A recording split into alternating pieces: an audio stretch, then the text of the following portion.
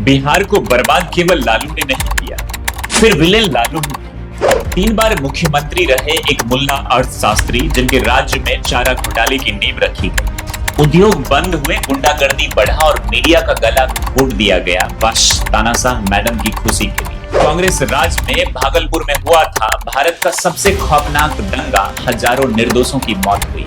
जंगल राज ऐसा था कि आईएएस आईपीएस के घर की महिलाएं तक हैवानियत का शिकार हुई और खौफ इतना कि जुबान तक बंद रही। सुशासन बाबू के राज में बेटी बचाओ के नारे गूंजते रहे, लेकिन 34 मासूम बच्चियां 5 साल तक दरिंदगी झेलती रही। एक समय ऐसा आया जब पेट खाली था और खेतों में केवल अफीम, तब माएं भूख से बिलखते बच्चों को अफीम चटाकर सुला देती।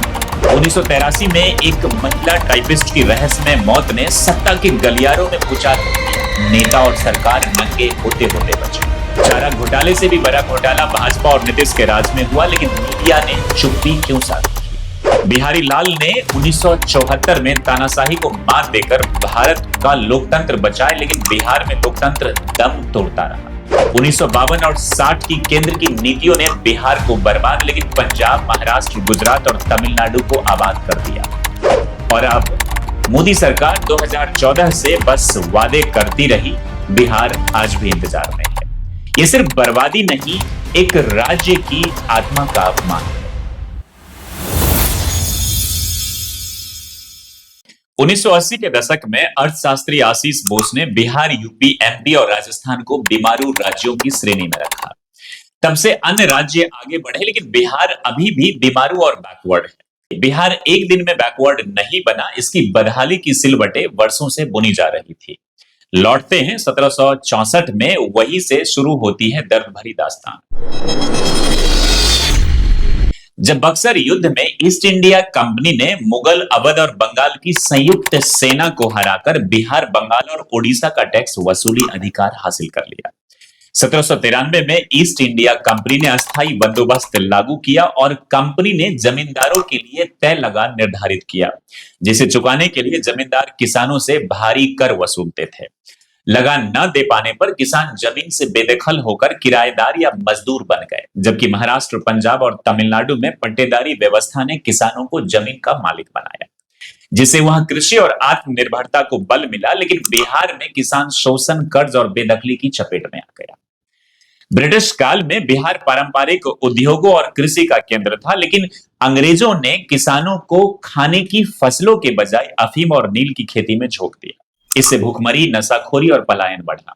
एक समय ऐसा आया जब पेट खाली था और खेतों में केवल अफीम, तब माएं भूख से बिलखते बच्चों को अफीम चटाकर सुला देती थी। चंपारण में किसानों के शोषण के खिलाफ एक गरीब किसान राजकुमार शुक्ल के आग्रह पर गांधी जी ने 1917 में पहला सत्याग्रह किया। इस तरह बिहार उनकी पहली कर्मभूमि बनी और यहीं से आजादी की लहर उठी। तब तक अंग्रेजी नीतियों ने बिहार की अर्थव्यवस्था, कुटीर उद्योग और खेती को तबाह कर दिया था। अकाल और बाढ़ के बीच भी अंग्रेजों ने टैक्स नहीं रोका। शिक्षा और रोजगार में भी बिहार को नजरअंदाज किया गया। जब बंगाल में 1781 से 1857 के बीच कॉलेज और यूनिवर्सिटी खुल गए, लेकिन बिहार को पहला कॉलेज 1863 और विश्वविद्यालय 1917 में मिला। बंगाल को प्रशासन और नौकरियों में भी बढ़त मिली, जबकि बिहार पीछे रह गया। इसी दौरान बिहार, अब झारखंड में विशाल खनिज भंडारों की खोज हुई, कोयला, लोहा, बॉक्साइट, लेकिन इसका लाभ अंग्रेजों को मिला। स्थानीय लोग शोषित ही रह गए। बिहार सत्ता परिवर्तन और क्रांति की धरती रहा है। चंद्रगुप्त और चाणक्य ने धनानंद को हराकर अखंड भारत की नींव रखी। 1975 में जयप्रकाश नारायण ने लोकतंत्र को पुनः स्थापित किया। तो फिर सवाल उठता है कि अंग्रेजों के खिलाफ यहां से बुलंद आवाज क्यों नहीं उठी? ये कभी चुप नहीं बैठा। 1770 के अकाल के बाद सन्यासी आंदोलन, हालांकि ये पूरे बंगाल प्रेसिडेंसी में हुआ था। किसान विद्रोह और आदिवासी संघर्ष शुरू हुए। 1857 की क्रांति में 80 वर्षीय कुंवर सिंह ने अंग्रेजों को आरा से लखनऊ तक चुनौती दी। ब्रिटिश इतिहासकार तक मानते हैं कि भारत में यदि हर नेता कुंवर सिंह जैसा होता तो अंग्रेज टिक नहीं पाते। 1899 में बिरसा मुंडा ने झारखंड, तब बिहार हुआ करता था, में जमींदारी और धार्मिक शोषण के खिलाफ आदिवासी आंदोलन छेड़ा, जिसे दबाने के लिए अंग्रेजों को बड़ी सैन्य कार्रवाई करनी पड़ी। आजादी के बाद बिहार को श्री कृष्ण सिंह और अनुग्रह नारायण सिंह जैसे दूरदर्शी नेता मिले, जिनके नेतृत्व में प्रशासनिक व्यवस्था मजबूत हुई। औद्योगिकरण, शिक्षा, कृषि सुधार और सामाजिक न्याय की दिशा में कुछ सकारात्मक शुरुआत हुई। लेकिन 1960 के बाद राजनीतिक अस्थिरता ने विकास की गति को रोक दिया। भ्रष्टाचार का विस्तार शुरू हुआ। शिक्षा, सिंचाई और निर्माण विभागों में रिश्वतखोरी आम हो गई। ठेकेदारी प्रथा और विभागीय साठगांठ ने व्यवस्था को खोखला बना दिया। 43 वर्षों में 23 बार मुख्यमंत्री बदले गए। इस दौरान जनता पार्टी की भी सरकार 3 साल चली, मगर कांग्रेस से भी ज्यादा अस्थिर थी। राजनीतिक अस्थिरता का आलम यह था कि कुछ मुख्यमंत्रियों का कार्यकाल तो महज कुछ दिनों या हफ्तों तक ही रहा। केवल 1980 से 90 के बीच 6 बार मुख्यमंत्री बदले गए। भ्रष्टाचार और अपराध बढ़े। बिहार की फिक्र किसी को नहीं, नेता सिर्फ कुर्सी की दौड़ में थे। नतीजा, शासन टूटा और बिहार बिखरने लगा। 1952 में लागू की गई फ्रेट इक्वलाइजेशन पॉलिसी नामक नीति ने बिहार जैसे खनिज समृद्ध राज्यों को सबसे ज्यादा नुकसान पहुंचाया। मकसद था पूरे भारत में कच्चा माल समान कीमत पर पहुंचाना, लेकिन हुआ उल्टा। खनिज तो बिहार से निकले, पर उद्योग लगे गुजरात, महाराष्ट्र, तमिलनाडु और दिल्ली में। रोजगार और मुनाफा इन राज्यों को मिला, बिहार खाली होता गया। इस नीति से खनिज तो सस्ते में देश भर में भेजे गए, पर महाराष्ट्र, गुजरात की उपज जैसे कपास और सरकार की तरफ से पेट्रोलियम पर ऐसी कोई नीति नहीं बनी। इस बीच बिहारी नेतृत्व तमाशबीन बना रहा, विरोध की आवाज तक नहीं उठी। 1960 के दशक में भारत भूखमरी से जूझ रहा था। तभी केंद्र सरकार ने हरित क्रांति की शुरुआत की। पूर्वी भारत, खासकर बिहार, बंगाल और पूर्वी यूपी प्राकृतिक रूप से इसके लिए आदर्श था। गंगा नदी की उपजाऊ मिट्टी, जल संसाधन और धान की परंपरा सब कुछ मौजूद था। फिर भी राजनीतिक कारणों से हरित क्रांति को पंजाब, हरियाणा और पश्चिमी यूपी तक सीमित रखा गया। हरित क्रांति के बाद पंजाब और हरियाणा बहुत तेजी से आगे बढ़ गए, लेकिन बिहार फिर से पीछे छूट गया। पंजाब, हरियाणा की जमीन धान के लिए उपयुक्त नहीं थी, इसलिए हरित क्रांति शुरू में वरदान बनी, लेकिन अब यह जल संकट और मिट्टी की क्षति के कारण अभिशाप बनती जा रही है। लेकिन बिहारी नेतृत्व यहां भी तमाशबीन रहा, विरोध की आवाज तक नहीं उठी। 1974 में कांग्रेस के समय बिहार के छात्र आंदोलन से निकला एक जन विद्रोह, भ्रष्टाचार, बेरोजगारी और अन्याय के खिलाफ जेपी ने संपूर्ण क्रांति अब नारा है, भावी इतिहास हमारा है का नारा दिया। यह आंदोलन देश भर में फैल गया और 1975 में इंदिरा गांधी ने आंतरिक सुरक्षा का हवाला देकर आपातकाल लगा दिया। माना जाता है कि अगर जेपी आंदोलन नहीं होता तो भारतीय लोकतंत्र कमजोर हो सकता था। तानाशाही और भ्रष्टाचार से तंग जनता ने पहली बार केंद्र और बिहार में जनता दल को चुना। इसी आंदोलन से लालू यादव, नीतीश कुमार, रामविलास पासवान जैसे नेता राजनीति में उभरे, जबकि जानकारों का मानना है यह सरकार अंतर्राष्ट्रीय और आंतरिक मामलों में बेहद अस्थिर साबित हुई।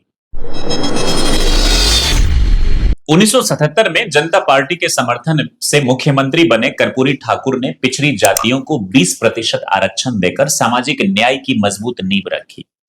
हालांकि उन्होंने महिलाओं और आर्थिक रूप से कमजोर उच्च जातियों को भी 3-3% आरक्षण दिया। उनका योगदान बिहार के सामाजिक बदलाव में महत्वपूर्ण और ऐतिहासिक रहा, परंतु सड़क, बिजली, शिक्षा जैसे बुनियादी क्षेत्रों में खास सुधार नहीं हुआ और बिहार की पहले से चली आ रही बदहाल स्थिति इस दौर में भी बरकरार रही। 1980 के बाद जगन्नाथ मिश्र के कार्यकाल में चारा घोटाले के दस्तावेज सामने आने लगे और लालू यादव के शासन में यह चरम पर पहुंचा। राजनीति और अपराध का गठजोड़ गहराने लगा। हालांकि भूमाफिया, रंगदारी, गुंडागर्दी, चुनावी हिंसा और बूथ कब्जा जैसे वारदात 1970 से ही गहराने लगे थे, लेकिन 80 के बाद आम हो गए। जगन्नाथ मिश्र ने प्रेस दबाने की कोशिश की, लेकिन विरोध के आगे झुकना पड़ा। जानकारों के मुताबिक जगन्नाथ मिश्र ने न दम तोड़ते उद्योगों को बचाया, न सुधार की कोशिश की और न ही केंद्र पर दबाव डाला। अर्थशास्त्र के प्रोफेसर, 3 बार मुख्यमंत्री और इंदिरा गांधी के करीबी होने के कारण बिहार के औद्योगिक पतन का इल्जाम उन पर भी जाता है। चूंकि उन्होंने उर्दू को अतिरिक्त राजभाषा का दर्जा दिया, इसलिए विरोधियों ने उन्हें मुल्ला मिश्र कहना शुरू कर दिया। 1980 का फोड़वा कांड, जहां जेल में बंद दर्जनों कैदियों की आंखें फोड़ी गई, बिहार की क्रूर प्रशासनिक सच्चाई को उजागर करता है। हालांकि इस पर गंगाजल नामक मूवी भी बनी है। 1989 के भागलपुर हिंदू मुस्लिम दंगे में सरकारी आंकड़ों के मुताबिक हजारों, लेकिन हकीकत में 1900 से ज्यादा लोग मारे गए। इसने न सिर्फ सामाजिक सौहार्द को खत्म किया, बल्कि स्थानीय रेशम उद्योग को भी बर्बाद कर दिया। 1947 के बाद भी बिहार टॉप 5 राज्यों में माना जाता था। अंग्रेजों की लूट के बाद भी बिहार एक प्रमुख औद्योगिक, खनिज और कृषि उत्पादक राज्य था। अकेला देश के कुल चीनी उत्पादन का लगभग 40% हिस्सा बिहार देता था। प्रारंभिक वर्षों में कुछ विकासात्मक प्रयास जरूर हुए, लेकिन जल्द ही नेतृत्व की कमजोरी, नीतिगत भटकाव और राजनैतिक चुप्पी ने विकास की रफ्तार थाम दी। 1952 की केंद्र सरकार की औद्योगिक नीति ने बिहार की औद्योगिक रीढ़ को गंभीर रूप से क्षतिग्रस्त किया। फिर हरित क्रांति ने केंद्र के द्वारा अनदेखा। इसके बावजूद स्थिति पूरी तरह नहीं टूटी थी। कुछ क्षेत्रों में विकास की हलचल बनी रही, लेकिन कांग्रेस सरकार की लगातार अनदेखी, पक्ष विपक्ष की कुर्सी को लेकर लड़ाई, राजनीतिक अस्थिरता, बढ़ता भ्रष्टाचार, अपराध और कृषि व उद्योग में ठहराव ने बिहार को बीमारू राज्य बना दिया। लेकिन 1990 के बाद बिहार पूरी तरह विकास से भटका और अंधकार में डूब गया। बिहार को सिर्फ संसाधन देने वाला राज्य बनाया गया, बदले में उसे उपेक्षा, पलायन मिला। अगर समय रहते केंद्र में कांग्रेस और बिहारी नेताओं ने जिम्मेदारी निभाई होती, तो बिहार आज अग्रणी राज्यों में होता। अगले एपिसोड में हम जानेंगे लालू राज की सामाजिक न्याय और जंगल राज की, नीतीश राज के खोखले सुशासन की, भाजपा की बिहार के प्रति उपेक्षा की, और अंत में जनता की गलती और जिम्मेदारियों की। वीडियो लिंक ऊपर डिस्क्रिप्शन में है।